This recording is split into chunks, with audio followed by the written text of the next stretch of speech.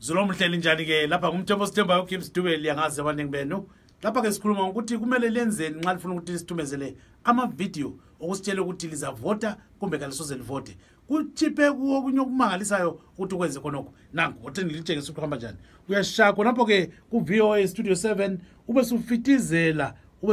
ungazani icamera ungakufitizela kuyicamera khonokho kuyakutshengisela phela icamera ukuthi usukhona antu yabona makade simna sengikhona mina ke uGibbs Dube ngizavota kumbe asoze ngivote mina ngizavotela ixoxo kumbe ngizavotela iVisa kumbe ngizavotela uzibani bani ukhulume la ukuthi wena uzavotela ubani nxa suqedile khonapho ke sushaya ke lapho sithi tshi ungavela ushaye khona mpana ke sokuphuma ke wena phela susizimele kuhle mnandi ube suthumeza phela ungakhohlwa ukuthumeza asithumezeni libone nakho phela senithumeza